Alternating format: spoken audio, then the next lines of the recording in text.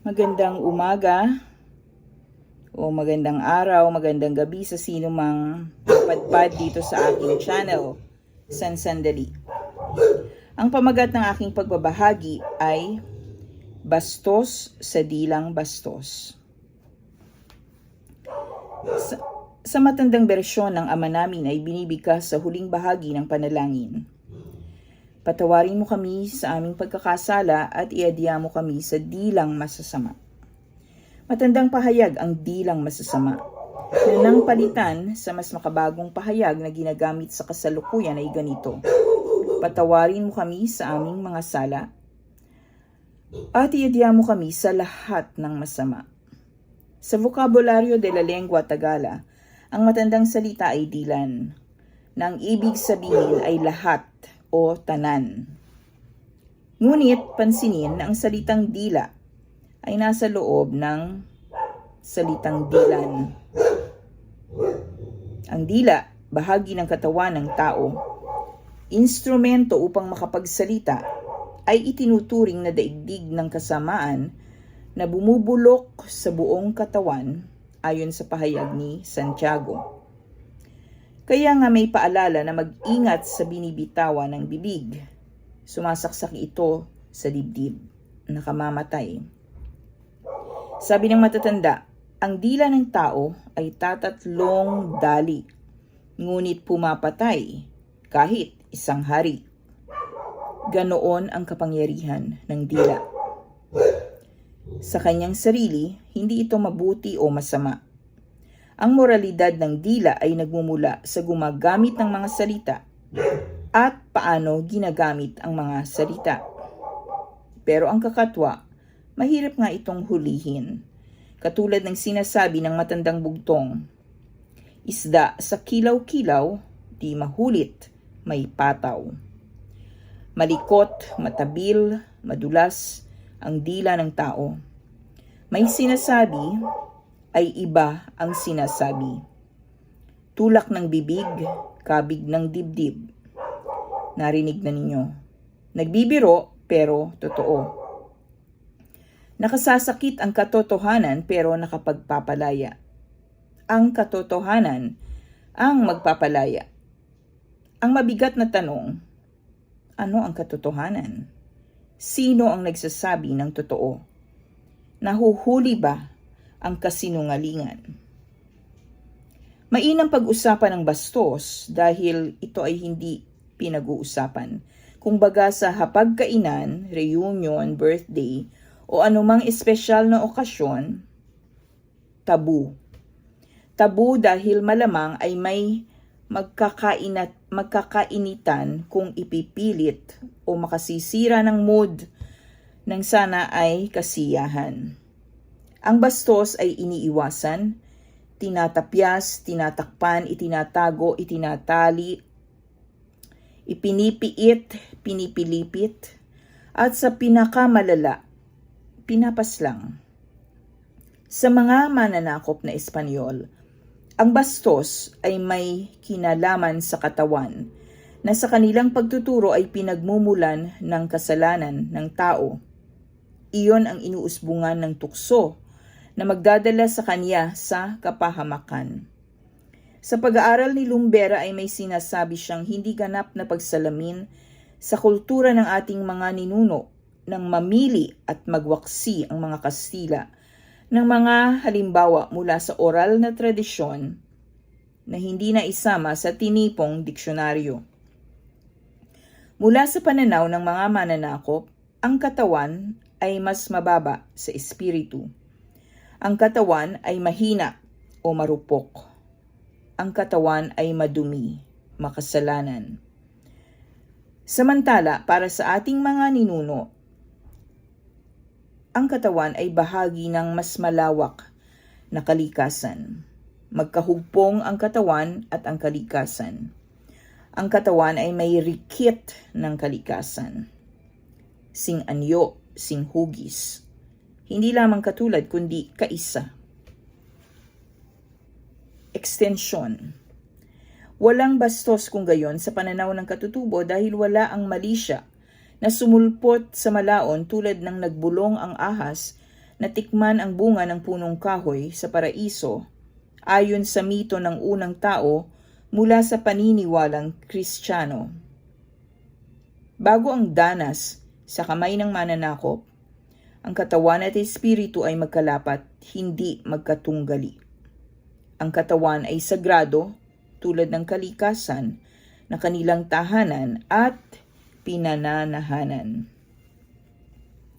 Sa pangahas at malikhaing pananaliksik na naisaaklat ni Hilda Cordero Fernando sa The Body Book, may mga halimbawa ng mga bugtong at mga kasabihan na nakalap mula sa mga ninuno na tumutukoy sa mga kubling bahagi ng katawan. Ilan sa mga halimbawa ang sumusunod. Kayo na ang mag-isip ng sagot. Una, kambal na bayabas, kamoteng may balbas. Number 2, pangalawa, jutay nga sapa na puno ng hiniwa. Pangatlo, dalawang bundok sabay tumayog. Pang-apat, ako'y nagbakod ng hiya, itinali ko'y halata. Hindi nakuha ng matanda, ang nakakuha ay bata. Sa pagdaan ng panahon, ang bastos ay nagsilbing tampulan ng tawanan sa komunidad. Bago ang konsepto ng political correctness na nakuha natin mula sa kanluran, magkakapitbahay ay nagbabansag sa isa't isa ng kapansin-pansin sa kanilang anyo. Si Kobang na nagtitinda ng dyaryo at liwayway ay ang matandang kuba na ibig sabihin ay may ambok sa likod. Si Dorang Bunganga ay sasabihing tinubuan ng tao ang bunganga dahil sa laki ng bibig. Bukod pa na siya ang inaasahang tambuli ng mga pangyayari sa looban at barangay. Si Nenang Unano ay lubhang maliit sa karaniwan. Si Oka Komang ay dahil may baluktot na braso. Ang bansag ay hindi paghamak kundi pagtukoy. Mula sa ibang kultura at pananaw ay pang-iinsulto ang gayong pagturing. Mula sa magkakapitbahay ay paglalarawan upang umangat sa karaniwan at mabigyang halaga ang pag-iral ng bukod-tanging individual. Nang hindi pa usong ID card ay iyon ang ID ng tao. Hindi ka magkakamali sa pagtukoy sa hinahanap dahil bahagi iyon ng kanyang pisikal na katangian. Walang panliliit o panduduro. Magluluksa at magpupuri ang parehong komunidad kapag yumao ang taong kung sa tingin man ng iba ay may kapansanan, ngunit para sa kanilang nakakikilala sa kanya ay nabuhay ng makabuluhan at may dangal sa pagsisilbi sa kapwa sa kanyang tahimik na paraan ng pagtalima sa araw-araw na gawain ng walang panloloko o pagsasamantala. Anong pribilehyo ng pakikipagkapwa? Ang tawanan at biruan ay hindi ikinasasama ng loob ng komunidad. Hindi naiiba ang tila iba dahil labis o kulang. Walang labis, walang kulang sa mga tauhan ng komunidad na ang sama-samang pagtawa ay hindi pangungutya, kundi pagtanggap ng matiwasay sa sarili at pagkilala ng walang bakod sa kapwa. Sa panahon na kailangang magdamayan, walang etsapuera dahil may kapintasan, iba ang kulay o ugali, ang hilatsya ng mukha, o hindi gaanong nakapag-aral. Walang lugar ang pag-alipusta dahil iyon ang hubad na kabastusan. Mayroon tayong RA 11313 o Safe Spaces Act na tinatawag ding Bawal Bastos Law. Ipinasa noong 2019 sa ilalim ng pamumuno ni Pangulong Duterte. Naglalayo ng batas na bigyang proteksyon ang mga kababaihan lalo na laban sa mga itinuturing na gender-based sexual harassment na nagaganap sa mga publikong espasyo kasama na ang mga institusyong pang-edukasyon, pinagtatrabahuhan, at maging sa online na mga ugnayan. Bagamat binanggit na alternatibong pamagat ang bawal bastos law, walang pagbibigay definisyon o kahulugan sa salitang bastos at sa halip ay ang terminong gender-based sexual harassment, GBSH. Hindi rin naisama upang tukuyin ng malinaw ang sangay ng gobyerno na nagbibigay ng masamang ehemplo ng kabastusan. Walang iba kundi ang lehislatura mismo. Bagamat ang unang tungkulin ng mambabatas ay gumawa ng batas para sa kabutihan ng taong bayan, kabaligtaran sa kanilang sunod-sunod na mga palabas ang ginagawa ng Kongreso na paulit-ulit pinatutunayan ang sarili bilang pugad ng bastos, sa dilang bastos, dahil sa pagtatambad at walang habas na paglalaro, harap-harapan sa madla, sa kanilang inaaring kapangyarihan na parang walang wakas o hindi magwawakas. Tinutuya at pinagtutulong-tulungan ng mga mambabatas ang mga iniimbitan nilang mga resource person kuno para magbigay ng impormasyon o paglilinaw sa anumang usapin o issue. Ngunit, kung hindi nila maibigan ang tabas ng dila, ay ipinahihiya, pinagbabantaan, ipinakukulong, nililitis na parang sila ang hukom, idinidiin bilang mga sinungaling at kriminal bago ang anumang kaso o kahit walang kasong formal na naisampa sa korte ang sinuman sa kanilang mga nag-aakusa laban sa inaakusahan. Dalawang linggo na ang nakararaan, nabulabog muli ang publiko at ang estado nang magpaunlak na humarap si dating Pangulong Duterte sa Senado upang magbigay ng pahayag tungkol sa pagdinig di umano kaugnay ng war on drugs na kanyang ipinatupad noong siya ang presidente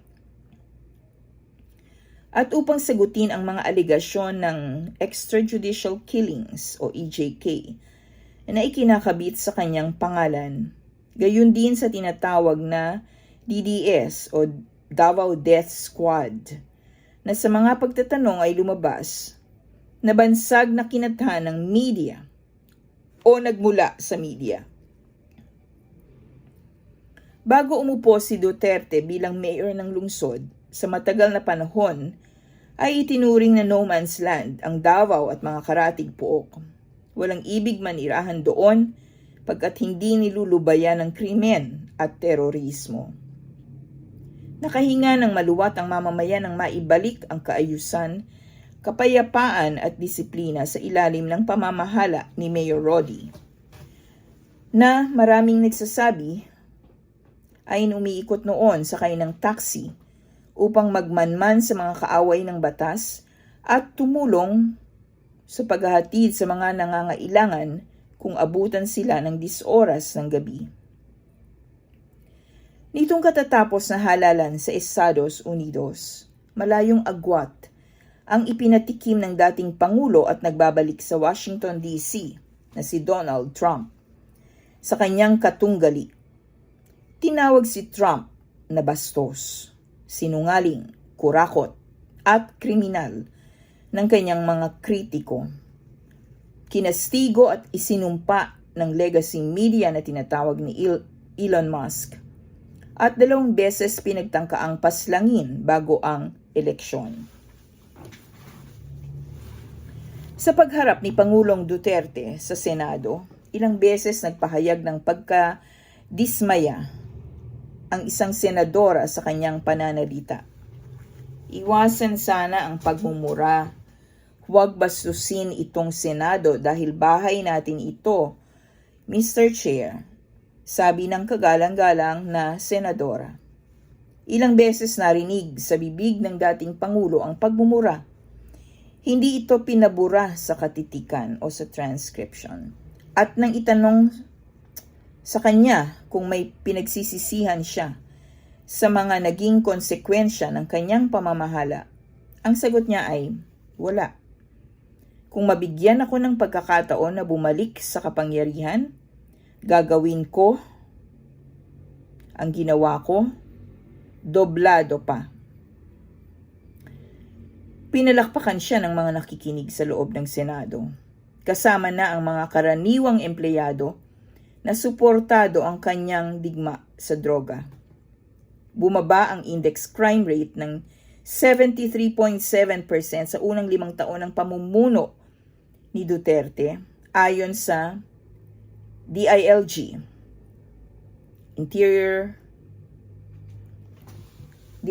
Local Government, Department of Interior and Local Government.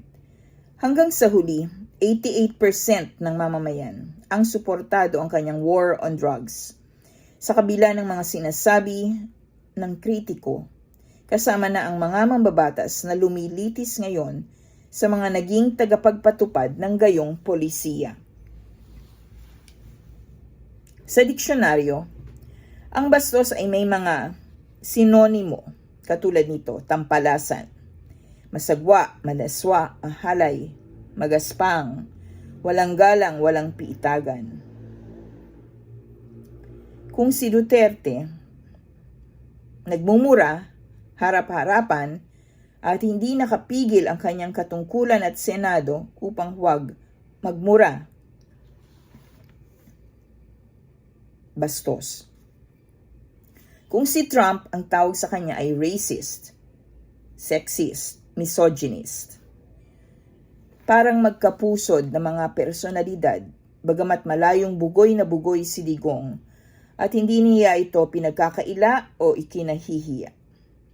Kaya ang malaking pinagtataka ng kanilang kritiko, bakit nakuha nila ang mainit na suporta ng mga tao?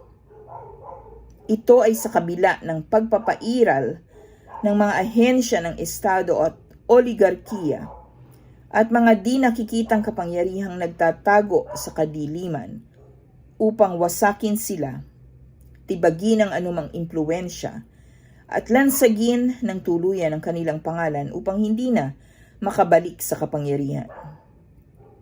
Kabaligtaran ang naging resulta.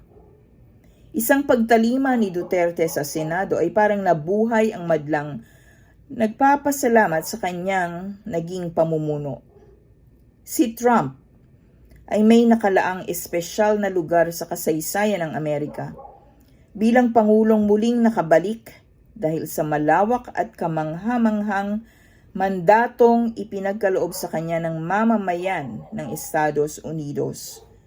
Sa kabila ng mga pagtutol at panlilibak sa kanya, kasama na ang mga aktor ng Hollywood na pinasok ang pamumulitika sa pangangampanya laban sa kanya, pero hindi sila nagtagumpay. Nag-flop, kumbaga, nilangaw sa box office. Malinaw na ang kahulugan ng bastos ay subjektibo, subjective. Depende sa tumitingin at nagbibigay kahulugan nito o dito. Sa pangkalahatan, kung aalisin ang konteksto, bastos ang pagmumura. Naalala ko nung mga bata kami ay nagugulat ako sa mga matatanda na parang bulaklak ng dila ang pagmumura. Ang mura ay malimit na tumutukoy sa pribadong bahagi ng katawan, babae man o lalaki. May kinalaman sa sex, nasusundan ng hagalpakan ng mga nakarinig, lalo't sunod-sunod, at malutong ang mura. Kung tutuusin, iyon ang magaan na mura dahil may kasunod na tawanan ang mga nasa paligid. May mura, gayunpaman, na lumalampas at tumatagos hindi sa mismong taong minumura, kundi sa kanyang ina. May tila kategorya rin ito. May mga taong ang PI, kung sambitin, ay parang nagbabalat lang ng mani. Isang kibot, isang kabig, PI. Wala sa loob, pero bisyo. Habit. Masangsang na bulaklak sa dila. Para sa isang prom din noon sa kolehiyo, nang marinig ko ito sa mga kaklase, ay naudlot ako. Pigil ang hininga. Nasa Katolikong Unibersidad kami, pero ganoon ang palitan ng mga salita kaliwat kanan. May lolo din akong malutong na malutong ang mura at hindi siya nagbibiro kapag nagmumura. Ang pinaka nakagitla sa akin dahil hindi ko inasahan ay nang marinig ko ang madasalin kong lola nang magalit at magmura. Hawak ang walis tingting at nanilisik ang mata. May minura siyang nagtangkang angkinin ang parte ng lupang pag-aari nilang mag-asawa. Ang kakaiba sa inang ko, hindi PI kundi PA ang bumulwak sa bibig, sabay lura sa nganga. PA. Ama. Siya ang unang feministang nakilala ko na walang ipinakitang pagkahati o kontradiksyon sa kanyang pananampalataya at pamumuhay na hindi naligtas sa maraming pagsubok. Nagmura siya dahil labis na pagngingit-ngit sa kawalang hiyaang isinukli sa kanya ng kapwa, sa kabila ng kanyang pagbubukas palad sa kanila. Sa pangkalahatan, bastos ang maging dahilan ng eskandalo. Eskandalo ang kabaligtaran ng kapayapaan o katahimikan. Tinatawag na eskandalo ang isang pangyayari kapag binabakli nito ang pamantayang moral o etikal. Kapag ang gawain ay nagbubunsod ng pagkabahala o pagkahindik.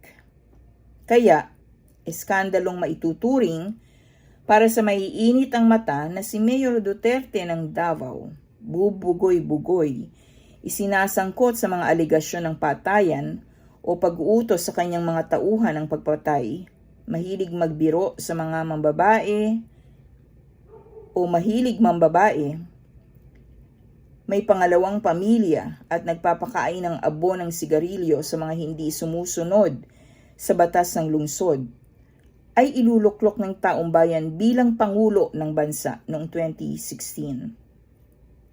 Ang estilo niya ng pamumuno bilang mayor ay dinala niya sa Malacanang. Marami ang hindi natuwa, pero higit na marami ang nag-aproba. Hanggang sa makababa siya sa posisyon, ay hindi bumaba ang suporta at pasasalamat sa kanya ng taong bayan. Hindi katakataka ang tanong, bakit sumusuporta ang mga tao sa mga quote-unquote bastos na personalidad na tulad ni Duterte at Trump? Bakit mo iboboto ang bastos? Ang katakataka, mukhang mahirap itong maunawaan ng mga patuloy na nanlilibak sa pasya ng taong bayan pagkatapos ng eleksyon. Ang kakatwa, sa isang banda, nililigawan ng lahat ng kandidato at kanilang mga taga-suporta ang boto ng madla sa pangkalahatan. Sa kabilang banda, ang mga manliligaw ng boto ay sabay na umuupasala sa mamamayan bilang mga hangal, pubotante, bayaran, mga tanga, mga troll. Madaling mabasa ang pakana ng mga troll dahil halos pare-pareho ang tono at gamit ng salita, parang dumaan sa pabrika at tinatakan. Ang karaniwang taong bayan na pumaloob sa social media ay ginagamit iyon sa kanilang mga paraan. Na ipahahayag nilang mga danas at saloobin, ang paninindigan, ang pagtitimbang sa mga bagay-bagay, ang kanilang pagkamulat, panghihinayang, galit, hinagpis, kabiguan, ang pakiramdam na pinagtaksilan sila ng mga nagtatamasa sa kapangyarihan at walang pakialam o malasakit sa kanilang kalagayan. Dito at sa iba pang bahagi ng mundo, hindi tulog ang mamamayan na nakatukla sa kapangyarihan ng social media at ng pagsasabuhay sa karapatan na makapagpahayag, malaya sa takot, pananakot, o interes ng may hawak ng pera o impluensya. Matalas ang taong bayan sa pag-amoy sa tunay na bastos. Hindi na sapat ang mahinahong pananalita, ang kabaitan na ipinapakita, ang paglahad ng kamay, pakikipagkamay, pagpisil sa braso. Hindi na sapat ang ayuda at patalastas ng malaking mukha at pangalan ng politiko, sa lona o sa tarp, ang photo op sa baha, ang pagbisita sa mga nasalanta upang bigyan sila ng ilang piraso ng yero at tabla at sansupot na pako na kahit alagang hayop na nailigtas ay hindi magkakasya. Matalino ang mamamayan, kabaligtaran sa paniniwala ng mga hindi makapaniwala sa kanilang pagpapasya. Malamang kaysa hindi, ay hindi lubos na nakikinig ang mga nanlilibak. Ang tingin nila sa sarili ay angat sa karaniwan. Ang karaniwan ay pinaglahuan na ng moralidad at katinuan. Sinong tao na nagpapakatao ang maglalakas loob na magtanong sa kapwa? Pabor ka ba sa pagpatay o sa EJK? May nagtanong minsan ng ganyan sa akin. Kung hindi ba naman makapalang mukha? Naniniwala ba daw ako o pumapabor ako sa EJK?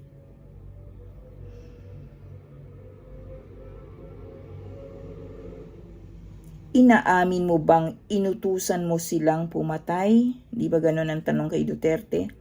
Kakargahin mo ba ang mga pagpatay na isinagawa ng mga pumatay sa mga inosenteng napaslang? Kung tao kang nilalang, tatanungin mo ba ang iyong kapwa-tao ng ganitong mga tanong? At kung hindi tao ang turing mo sa kanya, sinong demonyo? Sinong demonyo ang aamin sa gusto mong marinig?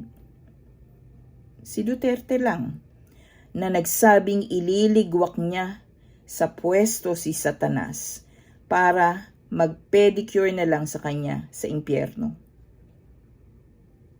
Sinong hindi matatawa sa likot ng pag-iisip ng matanda?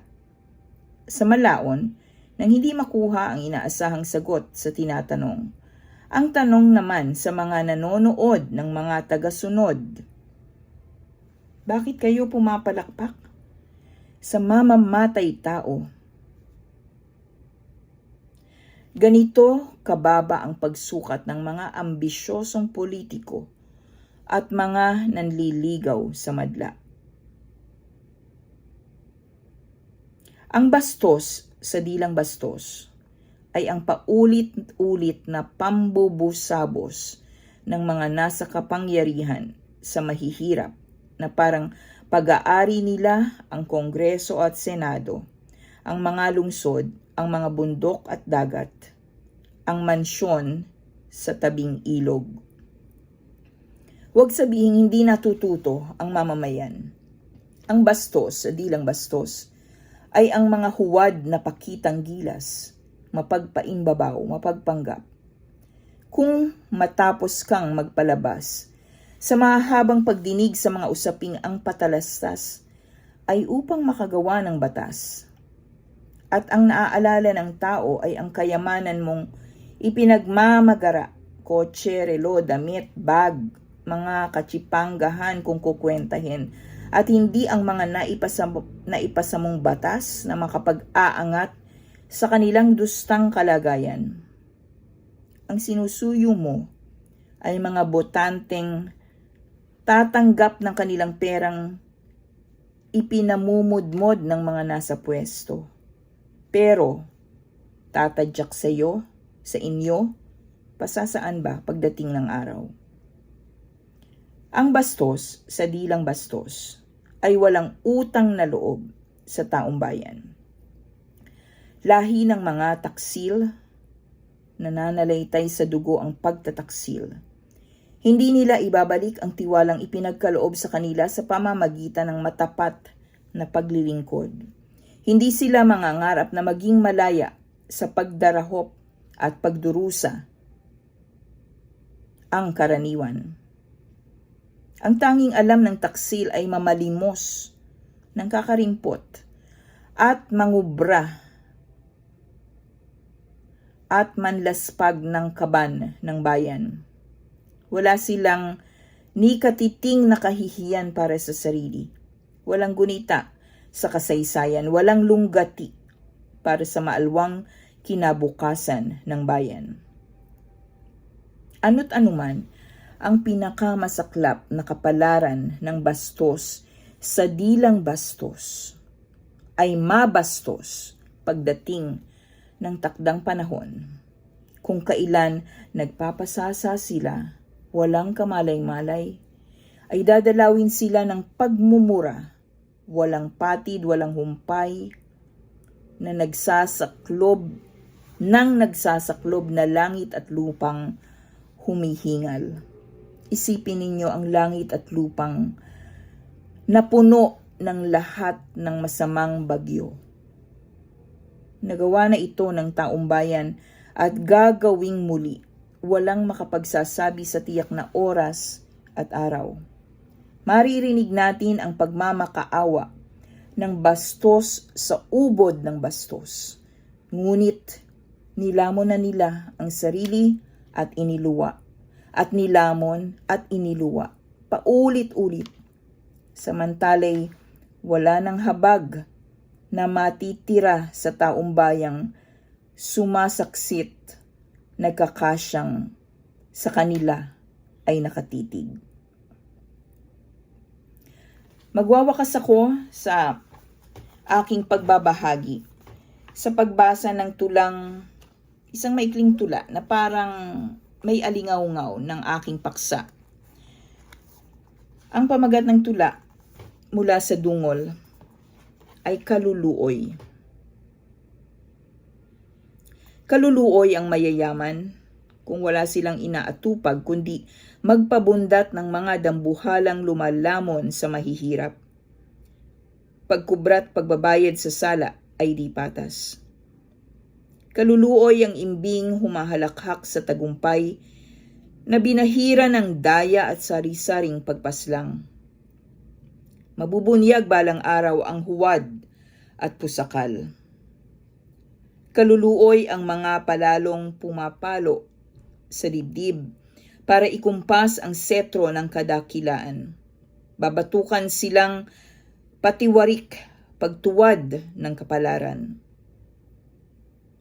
Kaluluoy ang sumusuka sa kalasingan, pagtungga, pikit mata sa mga pangakong hindi tinutupad. Bumubula sa panghi ang hangin mula sa bunganga. Kaluluoy ang mga walang awa. Hindi natitinag sa pagmamakaawa ng mga magulang na nauulila ng anak. Nakaabang ang mag-asawang sampal ng unos, paburak. Kaluluoy ang mga nagkukunwang malinis ang puso. Pumipiksi sa lason ang mga ugat. Dumadaloy at ngumangat-ngat sa laman at buto. Di nauuto. Kaluluoy ang nagtatanim ng bala at digma. Makapangyarihang lumulusob doon sa payapa. Masusunog din ang kanilang pugad. Mawawasak. Kaluluoy ang mga inatupag ang sarili para maligtas. Matagal na silang nautas. Nawalay sa malay ng daigdig. Kaluluwang ligaw na nagsisisigaw ay walang makarinig. Hanggang sa muli. Daghang salamat sa pakikinig. Ito po ang inyong lingkod, Rebecca Año Nuevo, Filipino para sa wika, para sa bandila. Para sa tao at sa Diyos dito sa maliit, ngunit malayang puwang ng sansandali.